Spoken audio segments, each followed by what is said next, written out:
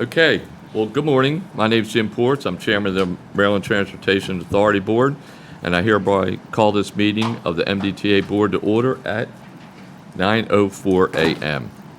This morning, we're having our meeting in person at MDTA headquarters, and in accordance with the live streaming law, this meeting is being live streamed on the MDTA Board webpage.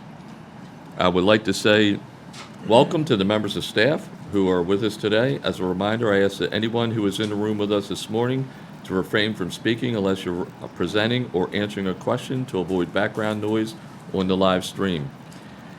I would like to welcome Mr. Eric Brenner to our meeting. He will be commenting on agenda item number 4, legislative update. Mr. Brenner, once that agenda item has been presented, I'll invite you up to the presenters table for your comments. And for those who are watching this meeting via live stream, we have posted the materials for today's meeting on the MDTA Board webpage so that you can follow along if you would like. Now we'll begin with today's agenda. First order of business, agenda number 1, the approval of the minutes. So moved. Member meeting. Cox. Second. Member Von Paris. Okay, it's been moved and seconded. Any discussion? Hearing none. All those in favor? Aye. Any opposed? Okay, the agenda item passes. Second order of business is the approval of contract awards. That's what looks like, 3 of them by Donna DeCerbo. Good morning, everyone. Nice to see everyone in person again. I think it's been a while since we were all in the room together. So good morning. Donna DeCerbo, Director of Procurement for the record. The first contract is SV 3105, which is a Clear Database subscription service. It is a sole source to acquire the Clear Database proprietary software manufactured by West Publishing and was designated as a government and law enforcement database service that provides definitive data information for investigative research. This sole source contract was determined to have pricing that is fair and reasonable, as it is only 1.4% higher than the last 2 years' contracts. We are recommending award to West Publishing Corporation, doing business as West, a Thomson Reuters business, in the amount of $216,265.62. There was no MBE goal or VSBE goal for this contract, as it was a sole source, and we are recommending award at this time. Are there any questions from board members? I'll make a motion that we approve this award. It's been moved for approval. Second. And seconded. Any further discussion? Hearing none.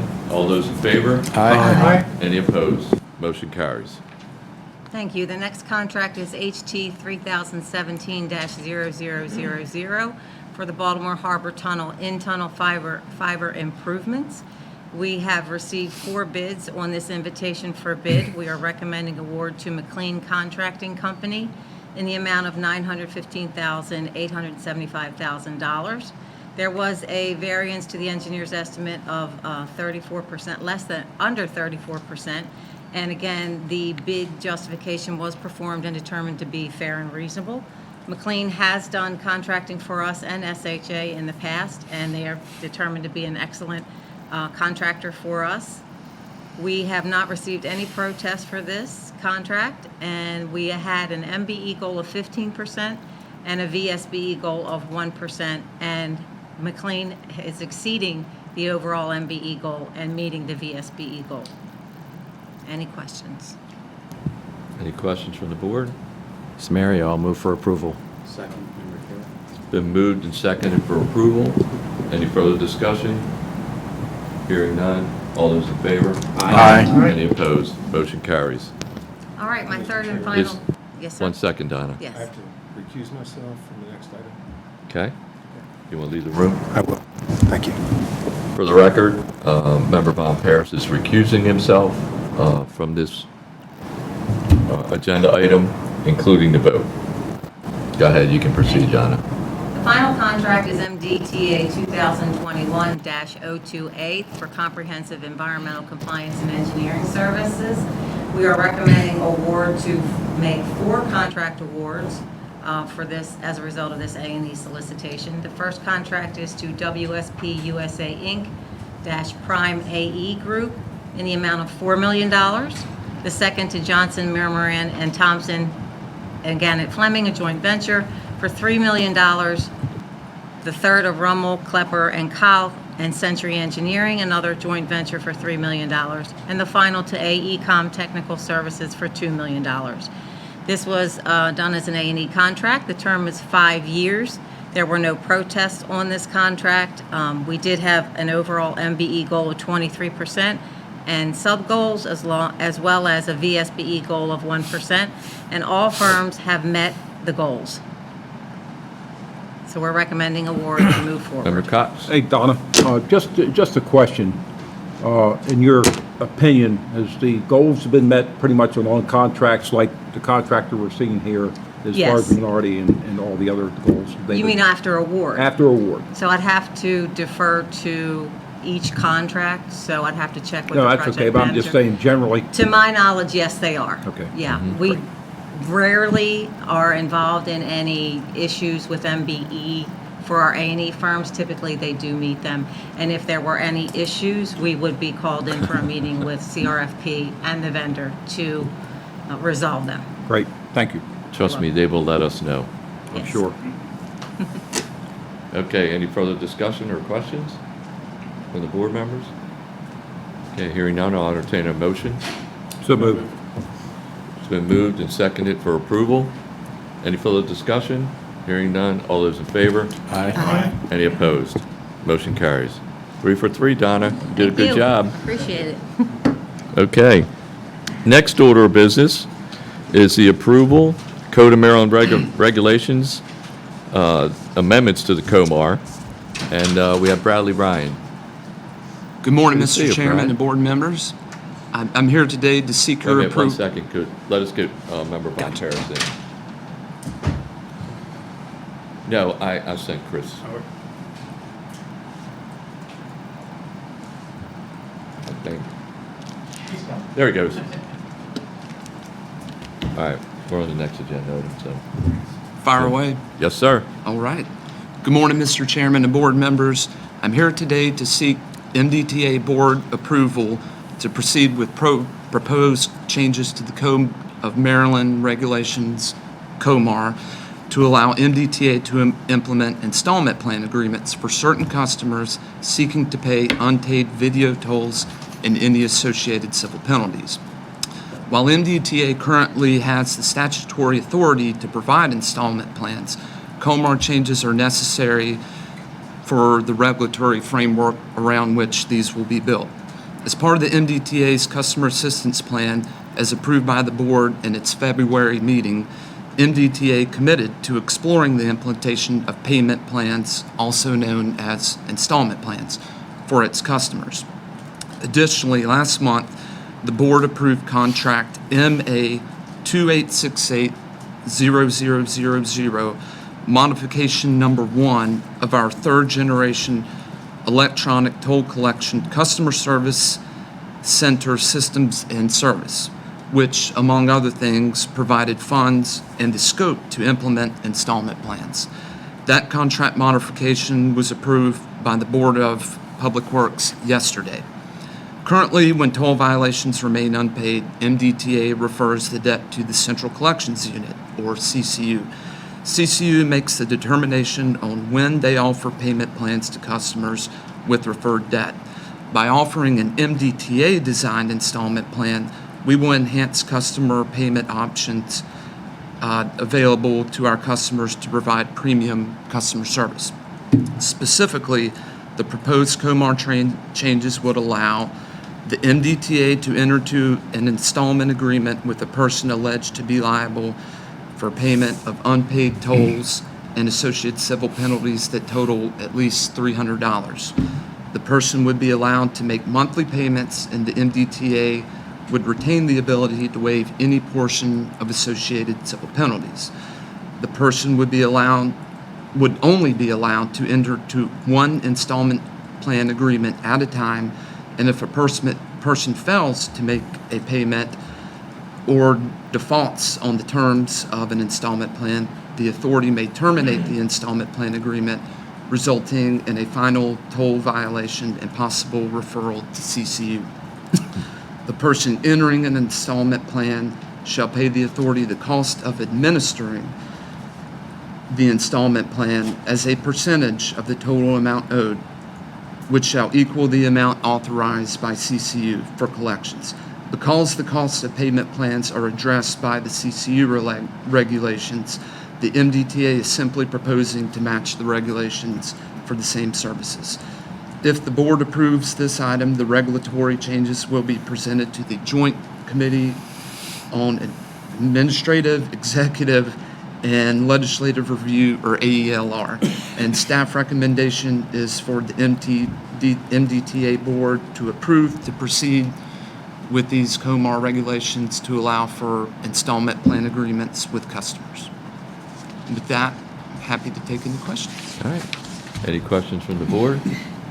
So what would be the timing? Because I presume we've been, what would be the timing? Because I presume we've been putting installment plans in place, but the COMAR regulations are not yet. I hate to answer it this way. It depends. So It does. with the COMAR process, I would say 4-ish months, somewhere around the 4-month time period. It's a 15-step process. Some of those will fly through, some of them not so much. So I hate to answer it that way, but it depends. Let me It just add, depends. I would say it depends on if they require a hearing or not. So normally it would take about 45 days, I think, according to the AELR regulations, for the regulations to go through, unless they require a hearing. If they require a hearing, then that time, depending on the schedule, that timeline extends out for a little while. Now, in this case, this is something that I think everybody's supportive of, including legislators, all the elected officials that are currently in office. And it is it's a good customer initiative for MDTA. So I think the combination of being good customer service, which is obviously Governor Hogan's primary initiative, along with the legislature wanting us to be in control, and it also allows us, in case there's any kind of mistakes or we need to do any background information, it helps us navigate through that process with the customer on a one-on-one basis. So I think most people are in favor. So I don't anticipate a hearing, but it can happen. If I could just add one other point related to the time frame. The customer assistance plan includes the civil penalty waiver period through November 30th of this year. So we've laid out this timeline for these COMAR changes so that the goal is to have them approved by the end of the year, so that when the waiver program ends, we would have this installment plan option available to customers at that point. Any other questions? Mario, I'll move for approval. Been moved for approval Second? and seconded. Any further discussion? Hearing none, all those in favor? Aye. Any opposed? Motion carries. Thank you, Brad. Don't go anywhere. So that takes us to agenda item number 4, legislative update on MDTA-related legislative items, and that's Brad Ryan and Will Pines. Good morning again, Mr. Chairman and board members. I'm here this morning to provide an update on MDTA-related legislative items. Following the primary elections on July 19th and with the upcoming general election in November, we can expect changes in the Maryland legislature. We will do a deeper dive into the changes in the General Assembly and committees of jurisdiction and provide board members with an update in the coming months. The MDTA government relations team continues to keep elected officials up to date on important MDTA-related news and items. For an example, the customer assistance plan and traffic advisories. The MDTA is preparing to participate in the Maryland Association of Counties, or MACO, summer conference, which will take place in mid-August. Executive Director Will Pines will join MDOT and TBU leadership in meeting with county officials to discuss transportation-related issues as well as MDTA's ongoing projects, such as the new Nice Middleton Bridge project, the automatic lane closure system on the Bay Bridge, and the I-95 express toll lanes northbound expansion. The MDTA is also preparing to participate in NDOT's Consolidated Transportation Program, or CTP. The draft schedule has been shared with the MDTA, and the meetings begin in mid-September and will run through early November. MACO and CTP both provide the MDTA with the opportunity to engage with state and local elected officials and the public to showcase the work ongoing here at the MDTA. Additionally, I wanted to share with the board the congressional letter from Senators Van Hollen and Cardin and Congressman Hoyer regarding the possible retention of the existing Wait, one second, Brad. I just want to make sure the board members understand what you just said a few minutes ago. So there's two processes. So one is a legal process that we have to perform every year with the CTP, Consolidated Transportation Program, in which we have to meet in every jurisdiction. So the 23 counties in Baltimore City, 24 jurisdictions, to talk about transportation projects. And we have to do that between September 15th and November 15th by law. We have pre-meetings with the counties and the city officials just a couple weeks prior to when we meet with them, but we also meet with them at MACO, as Brad just said, and it's a great opportunity for us to hear some of their concerns before we get to the CTP, and we learn a lot on some of the things, some of their key initiatives, as well as some of the things we might have to do, like trimming back bushes in certain places or trees and stuff like that. So we're able to accomplish a lot by meeting with them. So we have meetings set up with pretty much every jurisdiction. I will say this, every jurisdiction that wants to meet with us. Obviously, we can't make them. That's not part of how it works, but I just wanted to make sure you understood the whole process of that, of how we meet with the counties in the next couple months. And that's what Will's going to be part of at MACO, is each of those scheduled meetings that we have. They are very long days, arduous. You're wiped out by the time you're done after 3 or 4 days, because you're meeting pretty much on the half hour or 45 minutes all day long for those 3 days. So just wanted to make sure everybody understood that. And we're also going to have our Easy Pass outreach team there to Yep. give out mounting strips to mount transponders and to help resolve any customer concerns that elected Yeah. officials may be aware of. With the big purple pig. Yeah. Oh, yeah. All right. Both are great opportunities to highlight the good work that we're doing here. Sure. Go ahead, Brad. I'm sorry. I just wanted to make sure, because No you went through worries. that pretty quickly. I just wanted to make sure everybody understood what you just said. No worries. And finally, I wanted to share with you the congressional letter from Senators Van Hollen and Cardin and Congressman Hoyer regarding the possible retention of the existing Nice Middleton Bridge and our response. In your materials, you will find the aforementioned letter and the response from Secretary Ports. I will now turn it over to Will Pines to discuss the issue further. All right. Well, good morning, members. Again, for the record, I'm Executive Director Will Pines. And as Brad mentioned, the briefing materials you have includes copies of the letters from Senator Van Hollen, Cardin, Congressman Hoyer, and our respective response. The letter specifically requested to halt efforts on demolishing the existing Nice Middleton Bridge in order to provide time for an independent study by an unnamed entity experienced with similar repurposing. The letter was dated on July 14th and requested a response by the next week, which we did honor. The letter also noted that a new environmental analysis may be necessary due to the modification to use explosives for the demolition. The originally bid contract provided an ad alternative to obtain pricing so that we could receive cost savings by potentially allowing for subaqueous blasting or what's explosives. So MDTA is working with the design builder to seek agency approvals to utilize subaqueous blasting. However, the evaluation and the basis of the original selection was based on the permitted option to use mechanical demolition.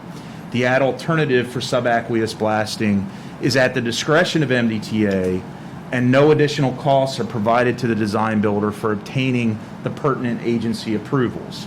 Obtaining the approvals for subaqueous blasting would, however, be a cost savings measure that would benefit the state and toll-paying customers that we would be able to leverage and use for our future other capital projects. A couple things that are notably absent from the congressional delegation letter were any appropriations of funds to actually conduct this additional study, any interested entity who is committed to taking ownership of the bridge, and nor was there any commitment to appropriate the financial assistance or funds needed to support retaining the existing bridge. And so without these, the de facto responsibility to bear the costs and ownership would fall to the state. Now let's walk through the details that we laid out in our response. You may recall that the closure and complete demolition of the over 80-year-old existing bridge is planned after the new bridge opens by early 2023. The project remains on schedule to meet this opening, and the MDTA had already commenced some demolition activities on portions of the existing bridge.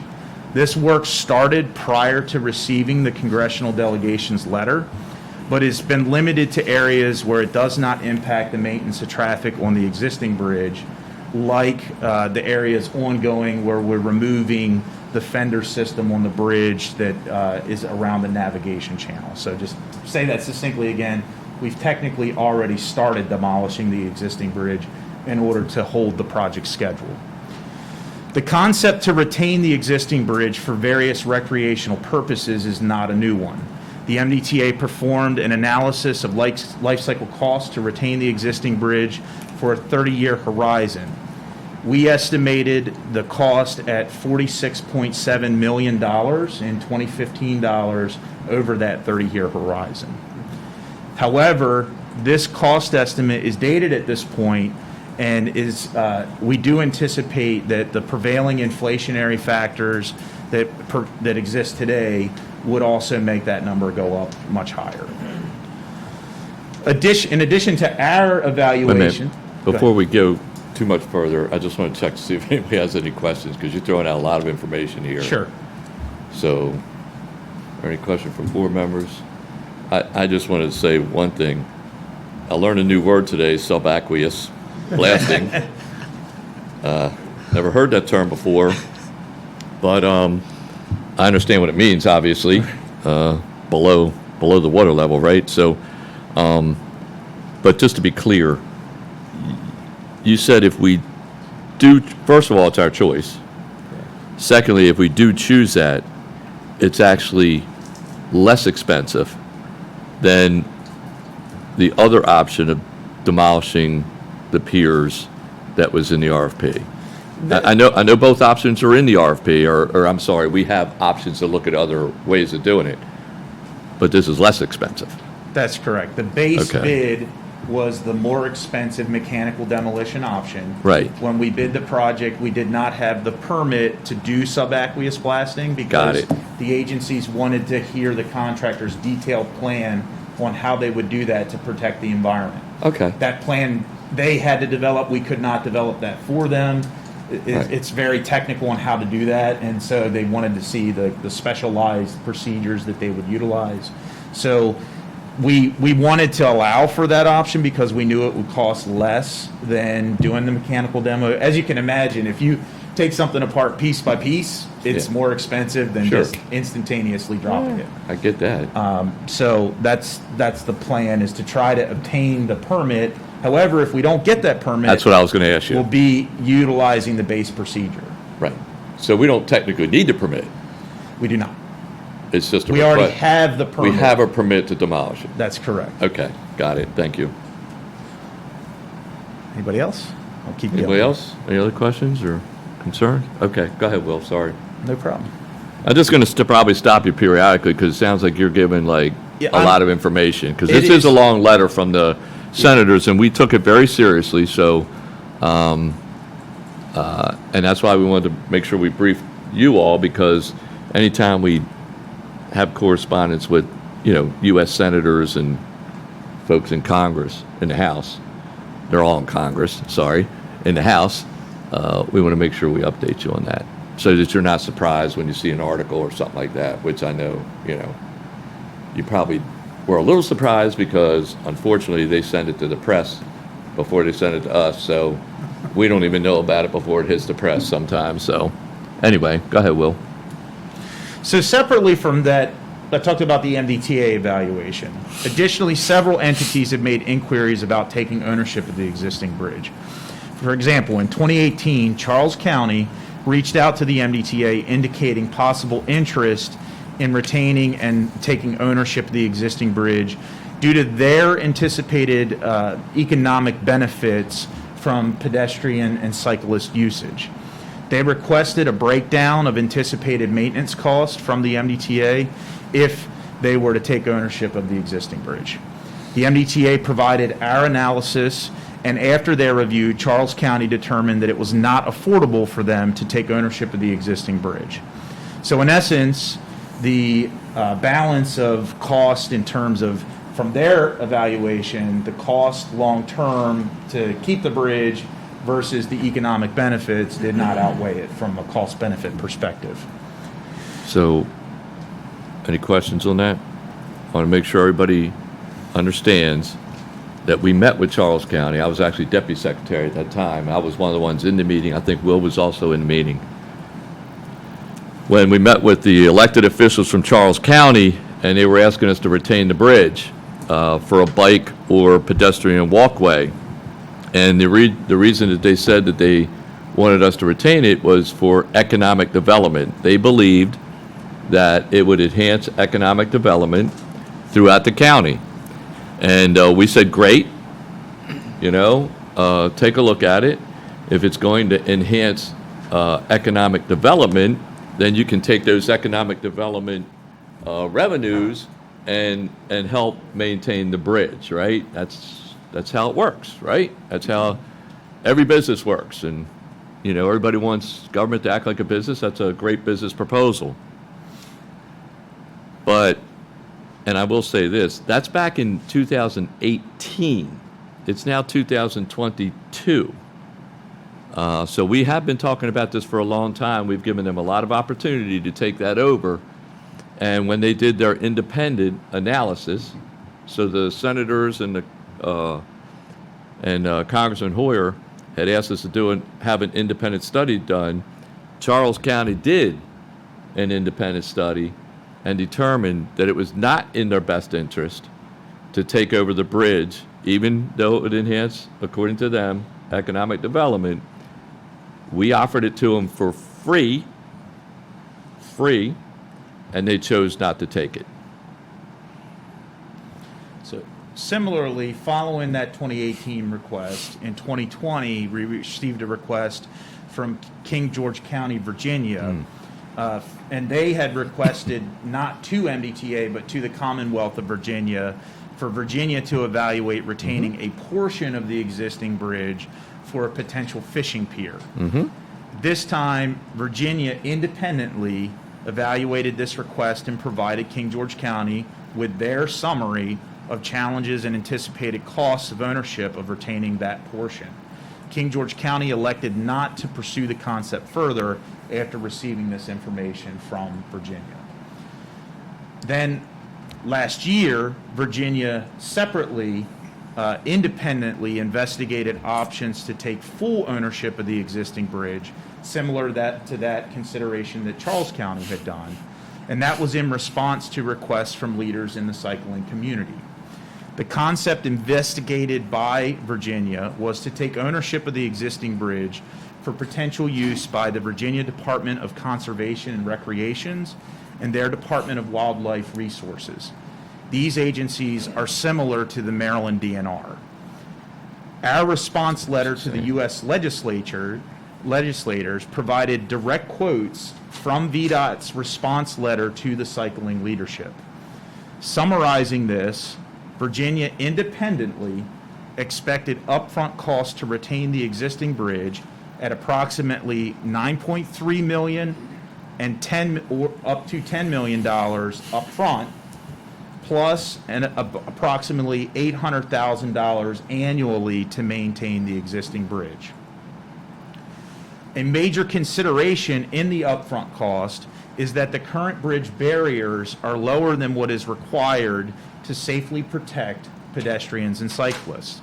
Modifications to make the existing barriers taller on both sides for the 1.9-mile existing bridge are a significant cost driver that both MDTA identified and then VDOT separately, independently identified and developed their cost estimate for. VDOT's independent investigation reasonably aligned with MDTA's, ultimately leading them to conclude that they would no longer pursue taking ownership of the existing bridge. VDOT also noted, and I quote, "The grade of the Nice Middleton Bridge is quite steep at the navigation channel and may not be appropriate for many recreational users. This reason identified by VDOT, along with the low local population density, the lack of existing and planned trail systems to the bridge, and the lack of actual financial assistance towards the dedicated bike path, were major reasons cited by the MDTA board members at the November 2019 board meeting when it was approved to fund safety improvements on I-95 in lieu of building a barrier-separated path on the new Nice Middleton Bridge. However, since there are no existing trails leading up to the bridge, the lane sharing method that's planned on the new bridge will also effectively tie into the lane sharing utilized today on the approach roadways. I'll pause for a second because, again, I said a lot there. Any questions there? I just want to make it clear again that you just heard Will talk about two other independent studies by Virginia, one to see if there was a fishing pier, and then one to take the bridge over in full. And they came to the same conclusions as MDTA and the same conclusions as Charles County when they were offered the bridge for free, and they declined to take it over, including their, and forgive me, Will, I don't remember the name of it, but they're equivalent to DNR. Their equivalent organization to DNR determined that it was not feasible. And then I do want to make this other point clear because you were, the board members here, most of them I think, were here for that vote. We do have bike amenities on that new bridge. It's just not separated. And so, but we've got about, what, $3 million worth of amenities? Just under that, yeah. Yeah, just under $3 million worth of amenities on that bridge to allow for cyclists, very similar to what we have all throughout the state. And so I just want to make sure that's clear also. So that kind of talks about the analysis that others did to date, both MDTA and independently others. What was not included. So Virginia's independent cost numbers also did not include the prevailing inflationary environment that we're in today. And it also excluded were costs for operational maintenance, such as trash and snow removal, costs for lighting, fencing, ITS, or other means to control access onto the bridge. And it didn't include any costs for security and vagrancy management costs, which really may be necessary at this location based on feedback that we received through the planning process from King George County that noted historical significant challenges that they've had with security issues and vagrancy at the Dahlgren Wayside Park. Additionally, now that the new bridge is fully designed and mostly constructed, there are significant cost factors that would need to be added if the bridge were retained. For example, the existing permits for the project rely on the benefits received from removing the impervious surface area of the existing bridge. For this reason, it's anticipated that considerable off-site stormwater management mitigation would be required in order to keep the existing bridge. Furthermore, the existing permit provides for mitigation to the new bridge construction, essentially the impacts that occurred from that new bridge in the waterway. And we can get mitigation credits from the creation of artificial reef habitat that's from the existing bridge demolition.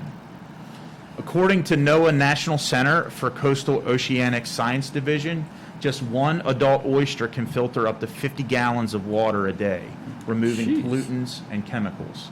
And so we're creating acres of amazing. artificial reef that will provide habitat for oysters, fish, etc. So it's an enormous benefit to the bay. Also, and the Potomac River area. Also, reefs also help prevent erosion and protect productive estuary waters. And eliminating this reef creation would be a detriment to the project and the watershed, which would have to be offset by other costly mitigation measures. Beyond the mitigation, the new bridge was not designed for retaining the existing bridge in mind. To the contrary, the design relies on the existing bridge being demolished per the permitted plan. The biggest impediment is that our existing scour analysis, which was prepared following federal highway guidance and presented to the participating agencies, showed that leaving the existing bridge is a safety threat to the new bridge due to the interaction of scour mechanisms between the two structures. So I'll just pause. This is a lot of engineering ease here. But basically, scour is essentially when the water's flowing through one bridge where it constrains with the piers, it speeds up a little bit. By having multiple obstructions in the river, it changes the flow path, and that actually lifts soil out from around the piers. So by leaving the existing bridge, that undermining, it's not really erosion, what's called scouring, will remove soil from around the piers and are to the detriment of the structure. For this reason alone, leaving the existing bridge foundations is not an option in the areas where we have this scour problem. Furthermore, the approach roadway of the new bridge at the Maryland abutment is supported by a temporary wire wall, which relies on the planned backfill between the existing and new bridge once the new bridge is closed and demolished. There are no provisions in the contract to account for expensive and necessary redesigns that will be required to attempt to accommodate scour countermeasures if analysis determined that that was even feasible to utilize. And also no funds to tie the newly aligned approach roadways into the existing bridge. Finally, halting progress on the project and implementing substantive redesign and alternative construction schemes would significantly delay the contractor, resulting in significant added costs that were not considered in either MDOT's, MDTA's, or VDOT's independent cost investigations. So for all of the above reasons, we alerted the congressional delegation in our letter response that retaining the bridge is not feasible. We will continue to pursue the ad alternative for subaqueous blasting to bring additional cost savings to Marylanders, but we'll be moving forward with the permitted plan to demolish the existing bridge. In closing, I want to remind the members, as Jim mentioned, that while the existing bridge does not today support bikes, the new bridge will. The Nice Middleton Bridge project has invested millions of dollars and includes several bicycle safety improvements within the project area, such as active time warning beacons, bicycle traversable bridge joints, bicycle signing that will ultimately allow for lane sharing on the bridge for possible connections to potential future trail networks around the Potomac River. So with that, I said a mouthful. I'll take a moment here and open it up for any questions. Any other questions? Yes, ma'am. Just more of a comment. I mean, first of all, thank you for all that information. What really stood out to me is the safety impact on the new bridge, which is our utmost responsibility. And I just, based on that, I can't see how we can go in any other direction. Any other questions? I mean, I think 3 points that I picked up is subaqueous. I like saying that word now, Will. Is not more expensive, it's less expensive. It would actually save money. If we were to keep the bridge, as was noted in the letter, it would not be less expensive. It would be more expensive because the scouring and the maintenance, which was independently studied by Charles County and twice by King George County.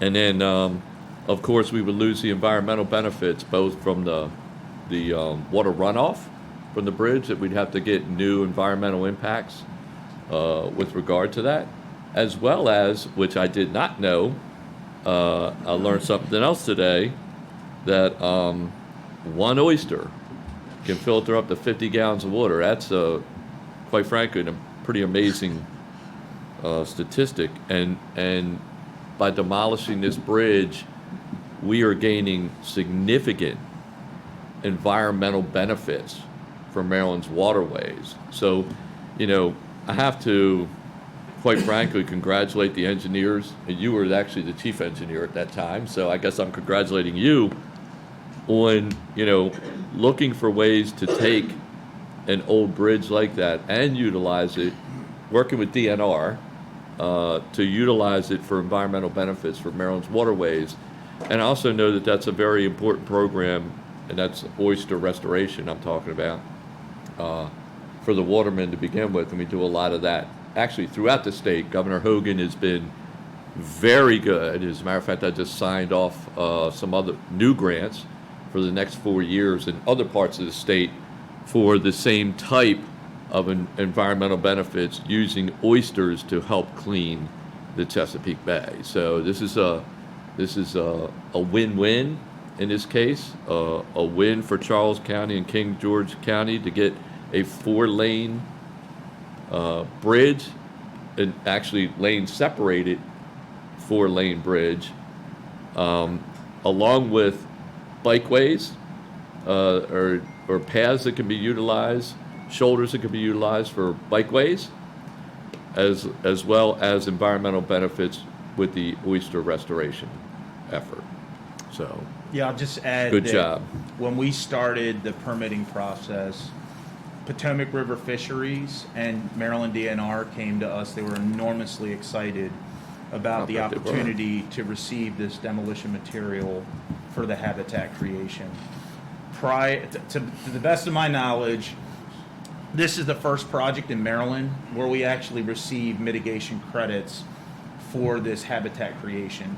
Previously, Woodrow Wilson Bridge did that for the construction. They disposed of that demo material and created habitat, but they didn't receive mitigation.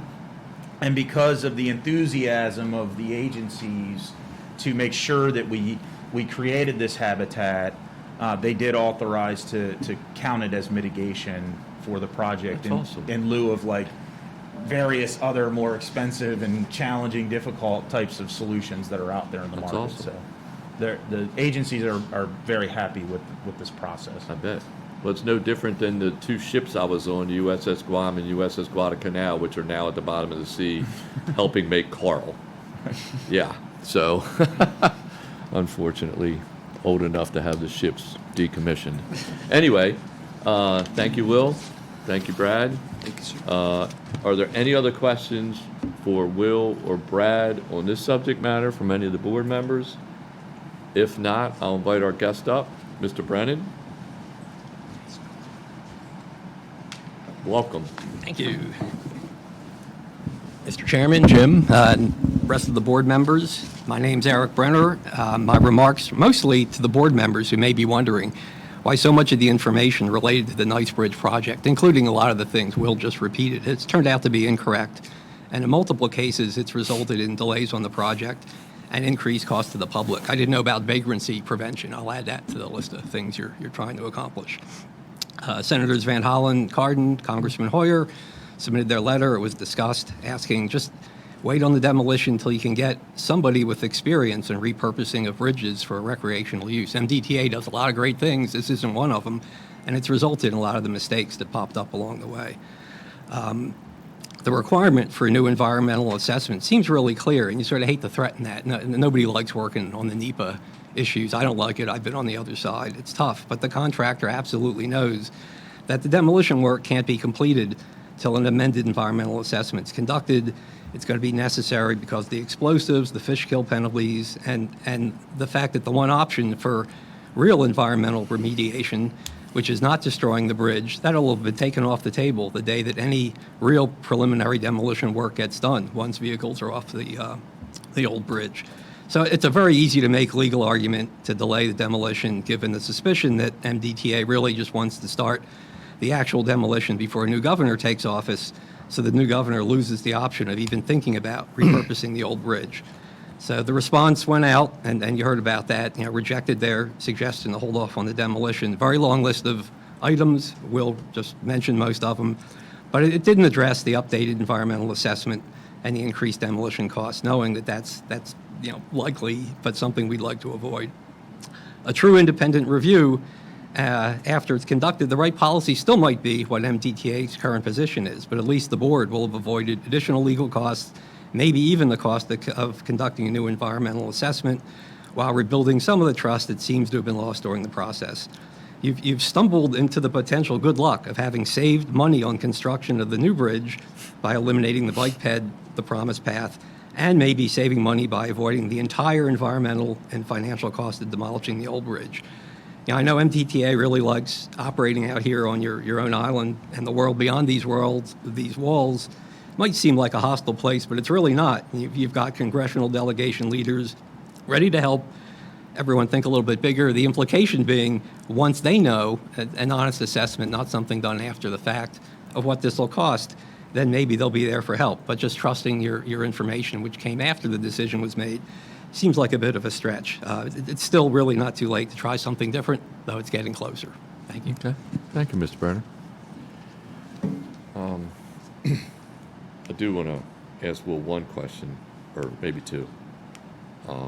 We just heard about cost increases and delays in schedule. So refresh my memory, because I know you were an engineer in the previous administration as well as an engineer in this administration. What was the original estimate for a bridge in prior administration? So the original NEPA, which was previously talked about, the project total budget was estimated at $1.1 billion. 1.1 billion. Billion with a Okay. B, right. And what is the cost of this bridge? Refresh my memory. So the contractor's price for the bridge is $463 million. The total CTP cost, which includes the campus and the off-site environmental right. work, et That's right. cetera, is $636 million. So Did the previous estimate include the campus? it did. The Okay. 1.1 was the total. I just want to make sure it was apples to apples. Yeah. So 1.1 billion, 636 $36 million. million.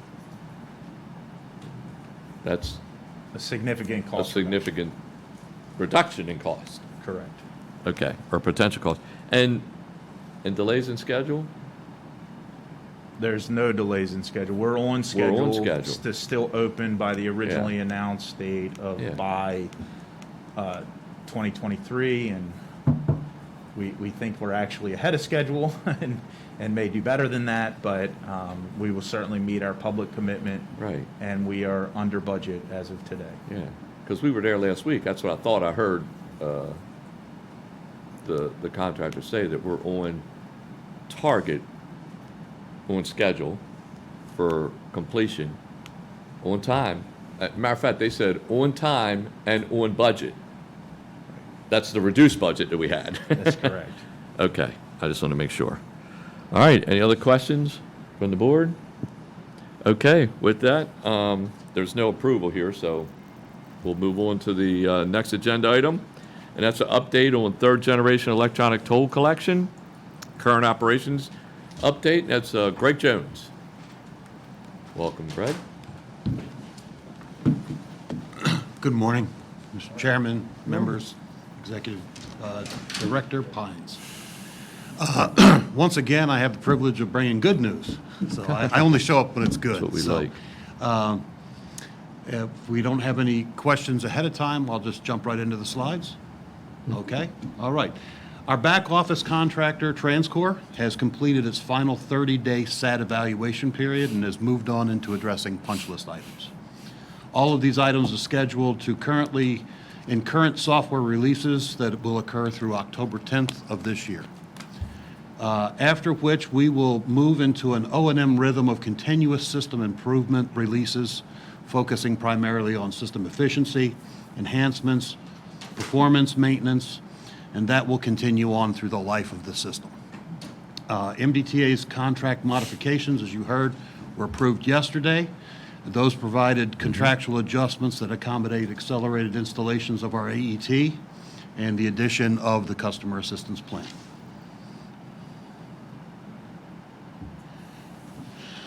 On our lane side, MDTA has one near-term highway AET installation. That's the Fort McHenry Tunnel. The Baltimore Tunnel facility, as you know, for various and sundry reasons, is still a few years out in scheduling. The FMT conversion is scheduled currently to occur through the winter months of this year. As always, we are ensuring proper information transitions and transmissions of the information from the lane side to the back office. We've taken some pretty laborious steps to make sure that we're auditing the accuracy of the information that's being passed to the back office for posting to customer accounts. When we do detect and encounter any kind of issues, we are moving those to the highest priority to the front of our release list to try to ensure that everyone is being handled as best as possible. MDTA Finance operations are continuing to work together collaboratively to define the roles and responsibility of administering all of the KPIs that were factored in the contract. And we are also closely working with the vendors to identify any issues to ensure the system is meeting KPIs and a timely maintenance is occurring. Our post-go-live risk tracking, the numbers continue to do very well because of our customer assistance program implementation. And again, as I said the last time, thank you very much for that. The benefits to our efforts are immense, as well as to the patrons, traveling public. Call wait times and volumes have increased slightly through the holiday period, but still are with under a minute. The CSC staff has remained relatively steady. Seems like maybe the labor issues and the COVID issues are starting to settle out there in the back office system. And our number one call reason is still pertaining to the notice of toll dues that are being mailed. Greg, just 1 second. Sir. Under a minute. Under a minute. It's actually 37 seconds. I Thank just you, want to sir. let the board members know, we were up around 50 minutes, 55 minutes prior, and through the implementation of the new program, along with increasing customer service folks, we're down to 37 seconds. That is amazing. Yeah.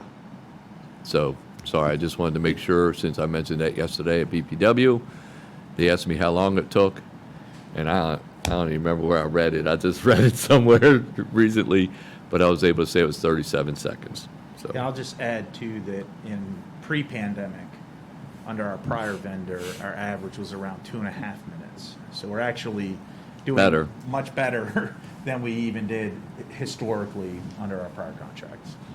Mm-hmm. So good job. Okay, thank you. As far as our transaction processing, the related toll video transactions, we have now posted over 65 million video toll transactions to the customers' accounts from the backlog, allowing them to pay electronically online and take advantage of the early payment discount. To receive this discount, they have to pay online before the MDTA incurs the expenses of mailing the NOTD due. This includes both current and backlog video transactions. That's tremendous news right there. As of 7/20, we are up to 39 million NOTDs have been mailed. Overall, that's 99.93% of the ETC transponder backlog and video backlog. We have approximately 500,000 transactions still work in process. And we expect to finish posting our backlog very soon, well within our goal to accomplish that yet this summer. And with that, any questions? That concludes my comments. Any questions? Yes, sir. Oh, I'm sorry. Yes. On the call center, I noticed that the CSC agents are decreasing, it looks like each month. Are we doing that on purpose because of less need? Yes, ma'am. Okay, thank you. Any other questions? I Yeah. will say this for the record. I want to thank Executive Director Will Pines. He met with BPW members and staff prior to bring these modifications down. And if you happen to watch the BPW meeting yesterday, you will notice that these items went through very smoothly. And I think it was because of the work that he did ahead of time to brief up the members and their staff and answer any questions that they may have. So, good job to Will and his team. If I could, Jim, I just would like to add to just, we think that the original intention of these monthly updates has hopefully been fulfilled for the members. We're getting to the point where this is going to get very repetitive. We've reached system acceptance on both contracts. We have the mods approved so that we're following the contractual process now to make sure that we're effectively, implementing 3G the way that we're supposed to be. We've got our call center wait times under control. So our plan or thought is that we would scale back these regular monthly presentations and incorporate relevant information like the backlog and our financial updates, and also if there's something critical to provide an update to the board on, I would include that in either an executive director remark, or if it was material, we would provide it in a presentation. So obviously, if anybody has any concerns with that, please let me know, but I think that's our plan going forward, just because we don't want to drown you with presentations regularly that get really repetitive from here. Well, Greg just mentioned we were at 99.93% backlog. Right. And the original intent of this was to talk about backlog, so we could talk about the 0.07% for a long time, I guess, huh? Any questions about that, or any problems with that, or? I mean, it makes sense to me, to be honest with you. I will say this, though, Will. I know we sent out the notification that there's 4 months left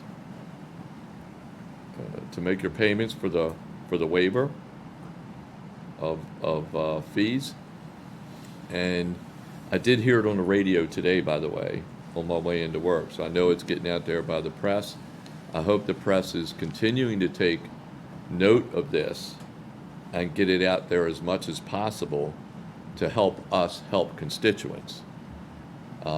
We're doing everything on our end to accommodate that, which includes letting elected officials know, sending out monthly press releases to the press, both TV and written and radio, as well as buck slips to constituents that have bills that they need to pay. So I think we've done everything humanly possible, maybe except knock on their door and talk to them, to notify people that that they only have 4 months left. We had a backlog of 7 months. We gave them 9 months to pay. I think that's more than generous.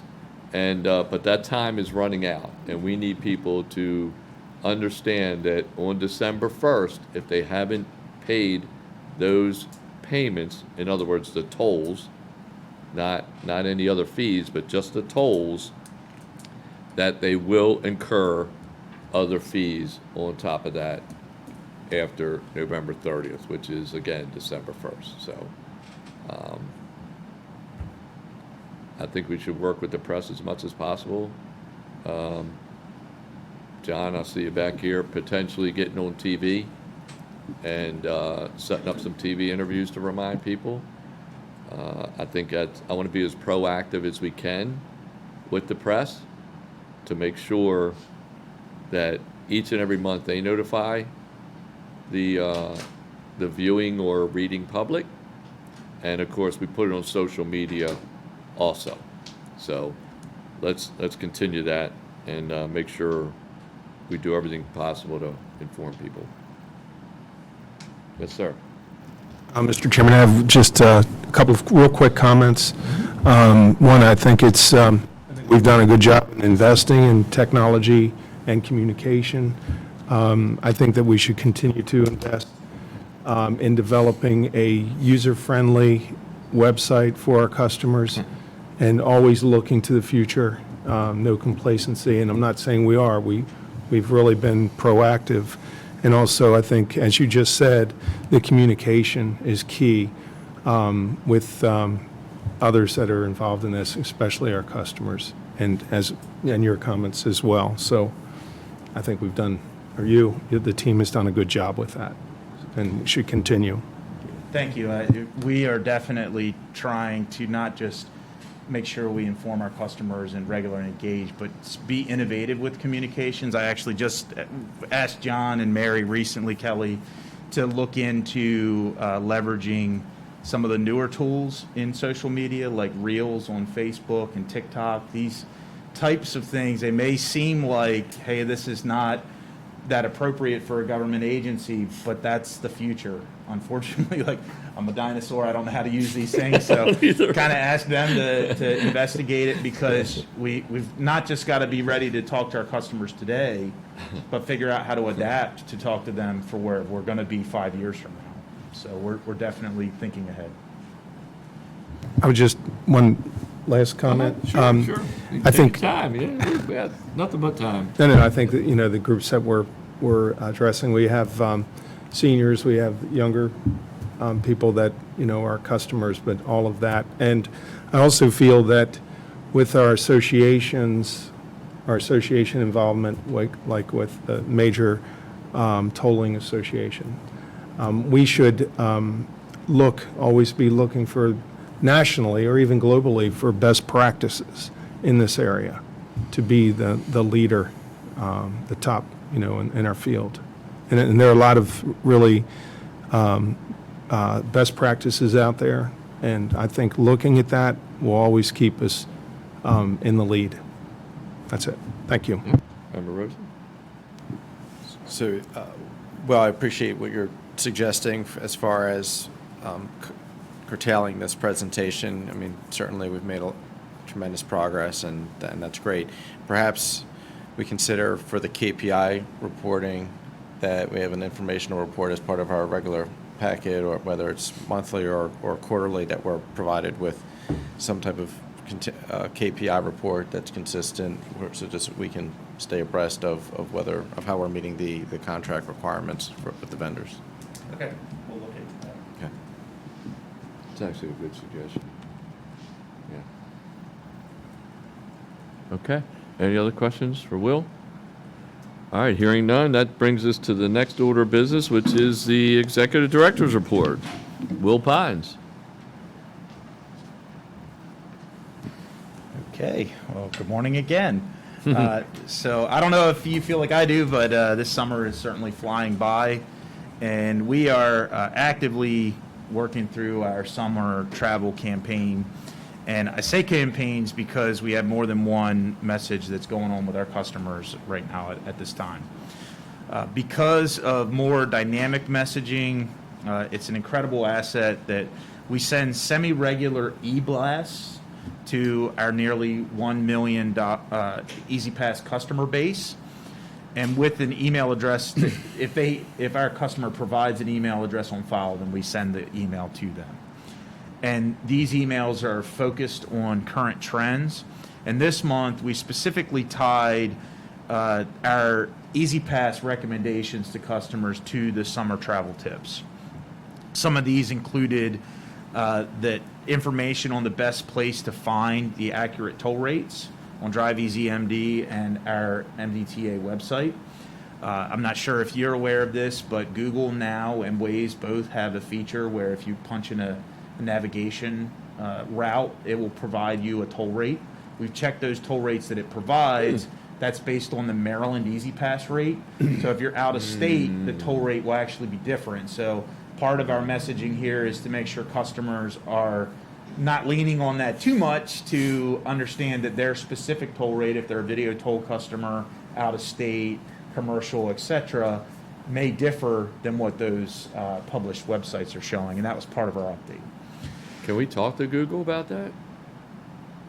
Google actually, we have not talked to Google about it directly. We should. This is a national effort. And in it, I don't want to be a naysayer. We have historically talked to Google and Waze about changing what they offer on their navigation apps to avoid local road impacts. And they're a private company. They offer features that they see as a benefit to their customers, and so it's kind of hard to influence those things.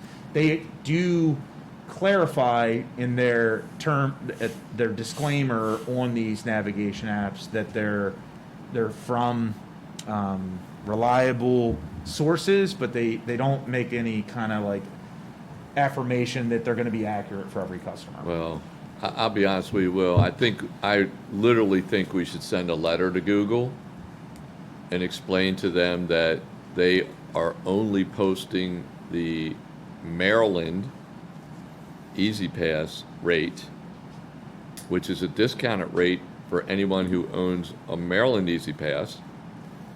However, they are not featuring what it may cost if you have an out-of-state Easy Pass, or if you do not have an Easy Pass at all and are video tolled. And give them the rates, send them to the website that they can check every rate accurately, since they're looking for accurate information. And at least when we start getting calls that we're overcharging people, according to Google, we can send them this letter that we told Google and they chose not to, if they choose not to, and they choose not to reflect the actual rates. Okay, we'll look into that. We definitely got to put that letter together. Okay. Our message also included best practices for transponder mounting, an explanation of why customer might see an unused commuter trip charge, or what's called a UUCT charge, on their account, encouraging drivers to look closely at their commuting habits during the summer season. Especially if you're going on vacation a lot and not using toll roads, you may not actually get the benefit of your discount plan for that month and receive unused commuter trip charges. And also why an Easy Pass customer may receive a separate video toll that's recorded to their registered owner and not to their Easy Pass account. Our Drive Easy MD and Easy Pass campaign continues throughout the summer with several large points that will remain a focus throughout the year. You may also hear us on radio, our billboards, notice us while you're browsing online, or see us in local papers reminding customers about the pre-notice of toll due that Greg actually talked about earlier, that what we refer to as PNOTD discount, and that encourages customers that leverage video tolls to pay early to avoid that additional cost of mailing, and also that they can take advantage of the civil penalty waiver grace period. Our digital campaign has produced nearly 90,000 visitors to Drive Easy MD. The Drive Easy outreach team has attended many events so far this summer in 2022, most commonly appearing at local area sports games like the Orioles, the Ironbirds, the Shorebirds, and the Blue Crabs. But also, we've been attending Canton's First Thursdays, and so also at Ravens game events, as well as we plan to attend at the Maryland State Fair in tandem with other MDOT TVUs. And of course, it's not summer without the ocean, so our yearly summer travel campaign continues to point drivers to the 1877 baseband phone number and baybridge.com for real-time traffic updates at the Bay Bridge. This campaign leverages creative avenues like postering in small businesses, the tram on the boardwalk, and even the seaboard all sporting our Bay Bridge Shore spokesbirds, Spike and Otis, asking everyone to go early and stay late. I also want to make the board aware of some new direction that we're going to be heading at MDTA. In accordance with the board operating policy, I would like to update the board about a planned reorganization that I'm pursuing that will benefit MDTA. The MDTA is and has been participating as a partner in the 495-270 Ops Lane Maryland project. However, we do not have a dedicated team established to manage our responsibilities for the ops lanes. My reorganization plan will provide the structure to manage this effort for the life of the concession. Additionally, based on my years of experience here at MDTA, I also know firsthand the magnitude, both in terms of cost and scope, of all of MDTA's engineering and construction projects, and that's why I'm pursuing as part of the reorganization, the reporting structure change where the chief engineer would now report directly to me, the executive director. This also provides a better span of control for our chief operating officer, given our recent significant focus on tolling and asset management. So now I want to talk about a really fun event that we had recently. On July 14th, we held our rodeo training and awards event at our JFK inspection facility. It was a day filled with a lot of training, employee awards, great barbecue, and a fun opportunity to raise money for charity, one in which our chairman took part of, and we want to thank him for that. So what is the rodeo? The truck rodeo is a training exercise that gives MDTA operations personnel an opportunity to participate in a team building event, while at the same time is designed to test their skills and abilities as vehicle operators, as well as their knowledge of laws, procedures, equipment safety, and maintenance. And for me personally, watching our team operate this equipment was incredible. You know, they're like, all of us, you know, you look around a parking lot and see how people park in spaces, and kind of blows your mind. These guys are backing up to like within inches of barrels and navigating through cones, and it was just a very impressive showing of how skilled they are as drivers. With the plow on the front. With a plow on the front, right. The truck rodeo includes a series of obstacle courses for MDTA plow drivers that challenge their skills in backing up, maneuvering in tight spaces, and accurately plowing on outside and inside curves or near vehicles. The winners of the event were, in first place, Stephen Mentz with our ICC facility. Second place was Mike Dorbit with our JFK 1. And third place was James Combs at our FSK facility. The agency's top winner will advance to compete in the national training event at the American Public Works Association Western Snow and Ice Conference and Rodeo in September. MDTA tow truck drivers and vehicle recovery technicians also competed in challenges that included vehicle hookup, towing, and tire changing. These skills are really important, to help our customers on the roadway to remove stuck or disabled vehicles from the roads throughout the year. The winners were from the JFK region, and first place was Kenyon Green. If you track our Facebook page, Kenyon was actually also, ironically, featured in a recent Facebook post highlighting job opportunities that we have here at MDTA to work for the VRT team. And then in second place was Garrett Denny, and third place was Anthony Walters and John Sheridan in a tie. In addition to the rodeo, we presented our annual awards for 2021, and I'm going to try to blast through these quick because it is a little bit of a long list, but the winners were our Unsung Hero Award was from Employee Relations Officer Jillian Cathy. She's with our Human Resources Division.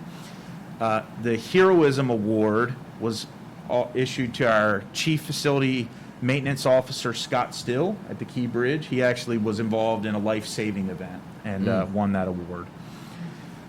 Our Customer Service Award went to our Customer and Revenue Agent Supervisor Tanya Walters. Innovation and Quality Improvement Award went to our Office of Engineering and Construction's Asset Management Coordinator, Steve Martin. The Lifetime Achievement Award went to EasyPass Support Manager, Catherine Sadal, who has more than 42 years of dedicated service with the MDTA. Our Rising Star Award was with our Civil Rights and Fair Practices Office, Compliance Officer Melissa Evans. The Supervisor of the Year Award went to BHT's Facility Supervisor Tyler Courtney. The Guiding Principals Award went to our Physical Services Administrator Alan Garman, who you hear all the time giving our financial updates, a just brilliant guy. Brilliant. MDTA Award of Excellence, EasyPass Account Specialist Karen Boucher. And then the award I give, the Executive Director's Distinguished Leader Award, went to our Chief Engineer, Jim Harkness. And since he's here, I'll just add some of my points that, you know, with everything that we've had going on as an agency, the one thing that I just really delight in is that these big mega projects that we have running, I just don't have to worry about. Things are on time, on schedule, and just run without major hiccups. And it's just a testament to how great Jim is as a leader and the team that he has working for him. So really grateful. So additionally, a number of the MDTA divisions and offices set up information tables in our expo area. This allowed attending employees to walk around, ask questions, network with fellow employees, and perhaps learn some things new about the MDTA that maybe they didn't know before. You know, one of our big pushes as part of our strategic plan is to improve our internal communications. And so this type of effort where we bring people together and you can just walk up to me, walk up to our chiefs, ask questions, it's really a helpful thing. And I think all of the employees that I talked to really appreciated it a lot. The MDTA Police and the Maryland Highway Safety Office also brought equipment and materials to help our team learn more about public safety. I was particularly amazed by the vehicle rollover demonstration, which showed a real rolling truck and what a crash test dummy went through under scenarios with and without their seatbelt on. It was like absolutely horrifying to see this crash test dummy in a rollover vehicle in the scenario without the seatbelt on. I mean, literally just flying all around inside the car. We learned there that not wearing a seatbelt makes an individual 30 times more likely to be ejected from a rolling vehicle. And once ejected from a vehicle, an individual is 90 times more likely to perish when in that crash. So pretty compelling reasons to wear your seatbelt. So I want to, many thanks to those offices who participated, particularly some of them, I hope I don't miss anybody, Human Resources, our Office of Engineering Construction, Office of Environment, Safety and Risk Management, our MDTA Police, EasyPass Outreach, Office of Civil Rights and Fair Practices, and to all of our talented chiefs who made themselves available to answer questions. It was just a really great event, and I thank all the participants. It was also a day where we raised some money for our MDTA team and the Maryland Charity Campaign. Natalie Henson and Selena put together 3 raffle baskets with ticket sales benefiting the Team MDTA. Team MDTA funds are used for employee activities like our hot dog day, holiday contests like the gingerbread house contest, and holiday gift card drawings. Team MDTA does not use any MDTA or state funds. The Team MDTA is solely funded by employee contributions from events like this. For the Maryland Charity Campaign, we had a Beat the Bucket game where employees had the opportunity to purchase tickets to throw softballs at a target. If they hit the target, a bucket of water would then dump on the head of the person standing in the game. Leading by example, our MDTA chairman was first target in the Beat the Bucket game. I actually wore a bathing suit for this activity. Jim went like this. full clothed. It was kind of next level, but I've never seen 5 gallons of water come out of a one gallon bucket before. Several times. But on that, you mentioned me, but Will was in it, Kevin was in, I think Kevin was the star because all his officers couldn't wait to get him. Joey, Mary, Deb, Percy. Did I miss anybody? I don't think I missed. Tim Sheets volunteered at the end of the day. Oh, Tim Sheets at the end of the day. Okay, so it was it was very similar to a dunking booth, except instead it was a bucket of water that dumped on you when you hit the target. But it apparently raised a lot of money. Yeah. And all of that was for Maryland Charities. Yeah, it's for Maryland Charities. So really good activity. yeah, it looks like fun and games, but at the same time, it's for a very, very good cause. So. But I wanted to make sure we recognized everybody, Will, not Yeah. just me. And I was getting to that part. Okay, but, sorry. I just want to make sure. No. But yeah, no, thanks to everybody who helped. No one was left dry by the end of it, including me. And I just want to acknowledge and also thank all of the hard work of our northern region for assisting with the logistics into the day. We will look in the future maybe to have our events at central region, southern region, kind of move it around. The footprint for the rodeo is quite large. JFK, with the construction at FMT, we just didn't have another place to do it. But they did a phenomenal job in helping. Scott Still, our CFMO at FSK, Jeff Alter, CFMO at BHT, Mike Rice, Director of Facility Operations, and all of the facility administrators were really instrumental behind the scenes and had a lot of contributions to make it a great day. Now to just turn to a couple of future upcoming things to make you aware of. On July 30th, in 2 days, the eastbound span of the Bay Bridge will turn 70 years old. Mm-hmm. The original span opened in July of 1952 and provides the two-lane roadway for the eastbound traffic.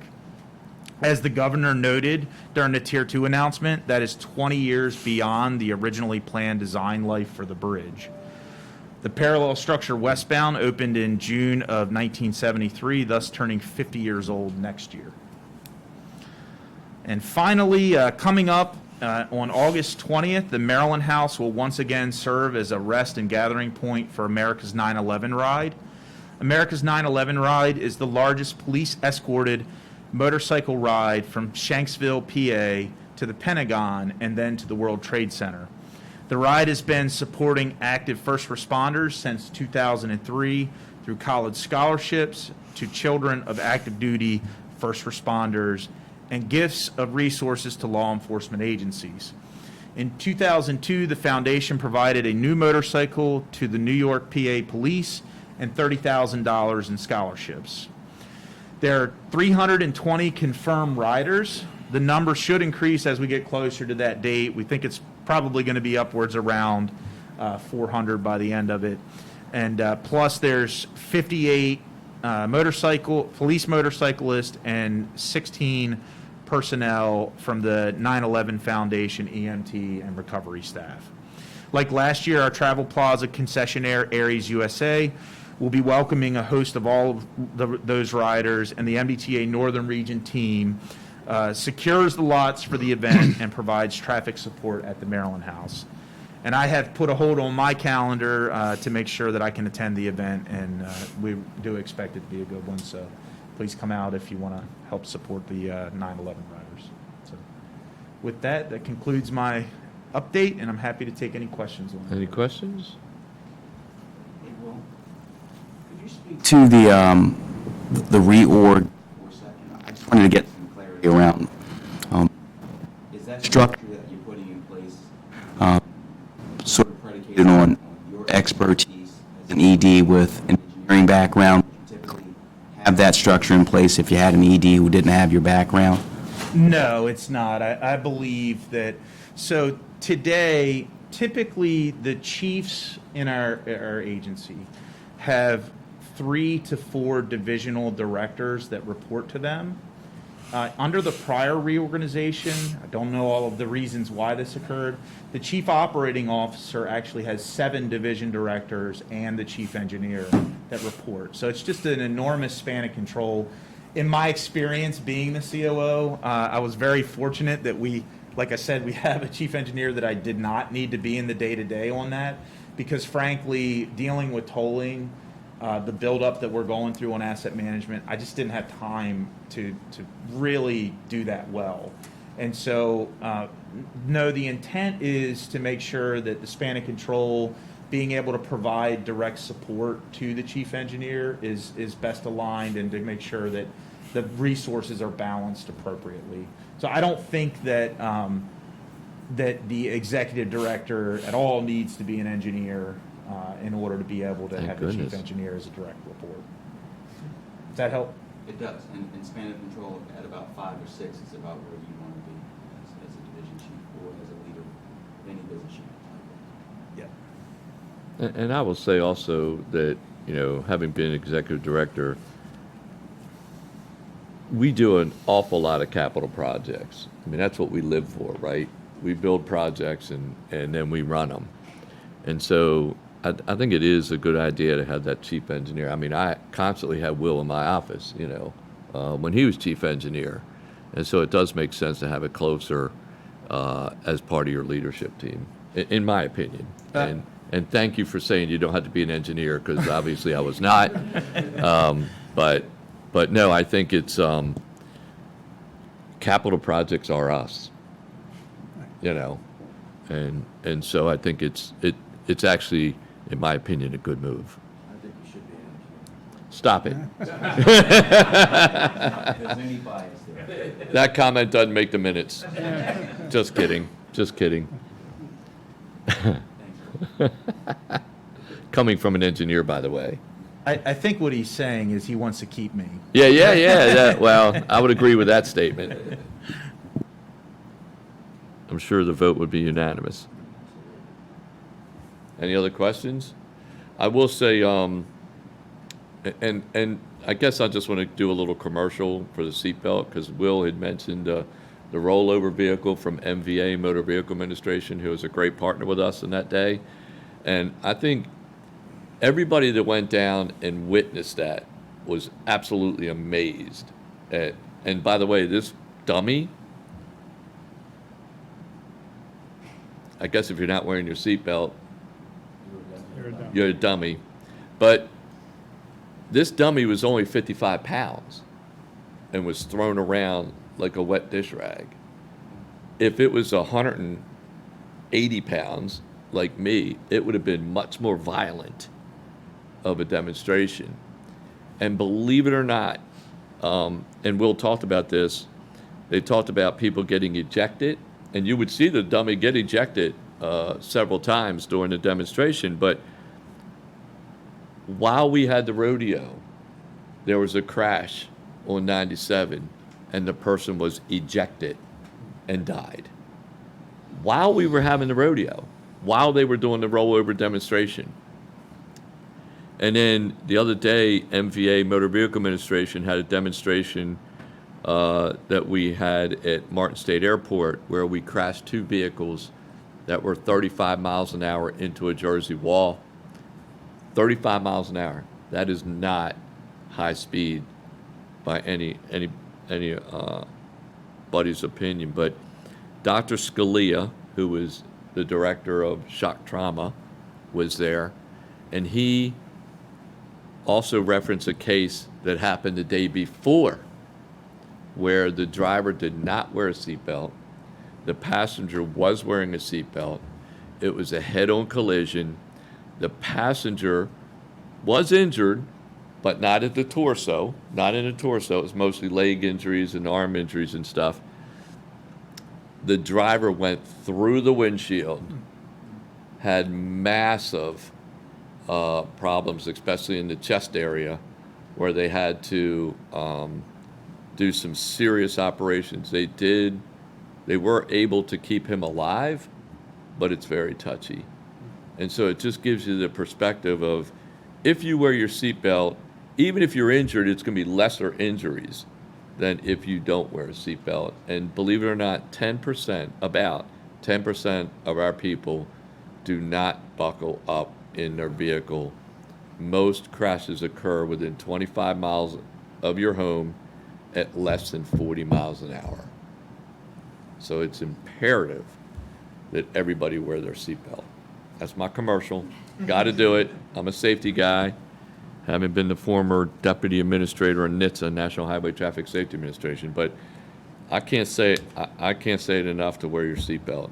It's just amazing. And by the way, if you think you're going to depend on the airbag, that's not going to help you, because the airbag is meant to be used in conjunction with a seatbelt. And if you go flying past it through the windshield, that airbag's just going to be a cushion as you work your way out through the windshield.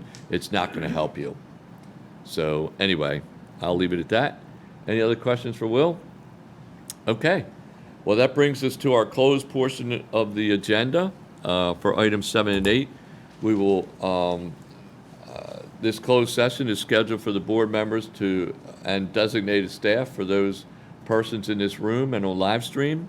As soon as we've completed the closed session, we will come back to this room to ratify any actions that might have been taken in closed session and continue with the remainder of the agenda in open session.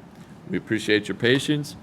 Per the Maryland Open Meetings Act, the MDTA Board will meet in closed session under General Provisions Articles Section 3-305B10 and 12 to receive an update on deployment of police staff and resources and other security measures, to discuss a pending investigative proceeding involving possible criminal conduct, and Section 3-305B8 to receive a status update on all litigation currently pending against the MDTA. With that, I will entertain a motion to go into closed session. Mary, I'll move to go into closed session. So moved by Mario and seconded. All in favor? Aye. The time is now 10:35 a.m. and we will now go into closed session.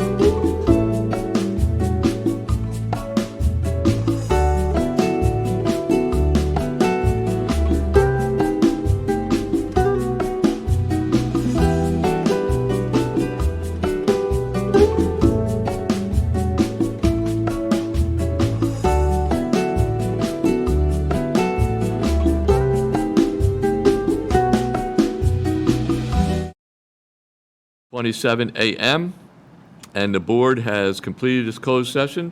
There were no actions taken in closed session that require ratification. So at this point, the agenda is complete. Is there a motion to adjourn the meeting? Mario moves to adjourn the meeting. It's been moved and seconded to adjourn. All those in favor? Aye.